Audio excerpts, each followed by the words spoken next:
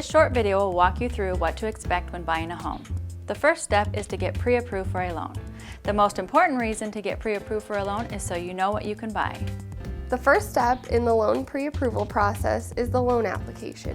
You can start your online loan application at efirstfederal.com. Click on Apply Online and select the long application. When filling out the online loan application, it will take you about 10 minutes. You will fill out information such as your name, your birth date, address, who you work for, and just a guesstimate of your debts and assets. Not to worry, the details will get finalized later. Once your application is received, it will be reviewed within a few hours.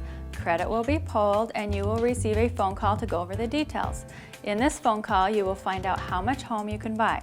Of course, taking into account your comfort zone and monthly payment.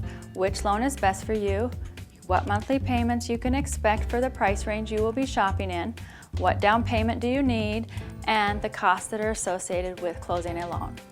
After your phone call, you will begin the next steps of gathering the documents needed to finalize your pre-approval. You will need the last 30 days of pay stubs, the last 2 years of tax returns and W-2s, and the last 60 days of bank statements.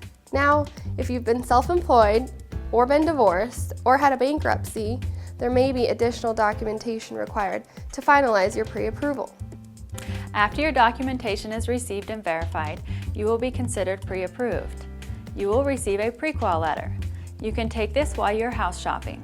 Once you find the house that you want, you will submit an offer of what you're willing to pay along with your pre-qualification letter. Of course, you'll go back and forth with the seller a few times until you reach an agreement.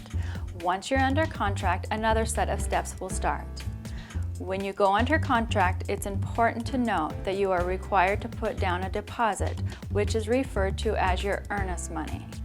The earnest money will go toward your down payment, and not to worry, if you find something is wrong with the house or you decide that you're not comfortable with the terms of your loan, you can get out of your contract and receive your earnest money back, if done so by a specific deadline. You can ask your realtor for the details. Once you go under contract, you can lock in your interest rate. You can't lock it in prior to. However, you don't have to lock it in as soon as you go under contract, but just know that's the first time that you are able to lock in your rate. After going under contract, within 3 to 5 days, you'll perform an inspection, which will be to determine if there's anything wrong with the property.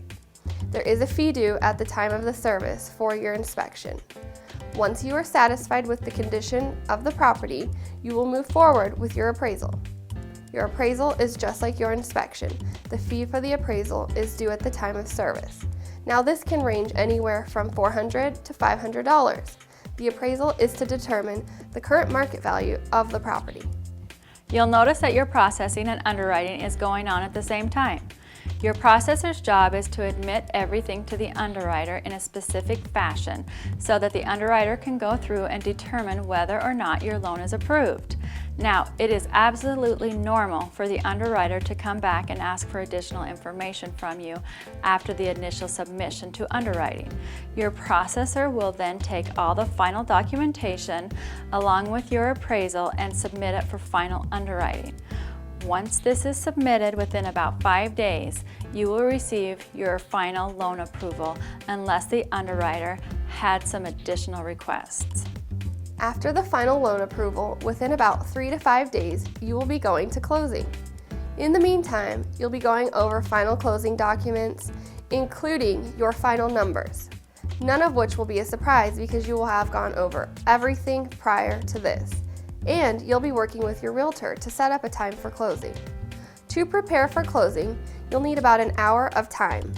You'll need a photo ID as well as your funds for closing. These funds can be in the form of a cashier's check or a wire that you coordinated prior to closing. Congratulations, you've made it through the loan process. I hope you found this quick short video informative so you know what to expect in this important journey.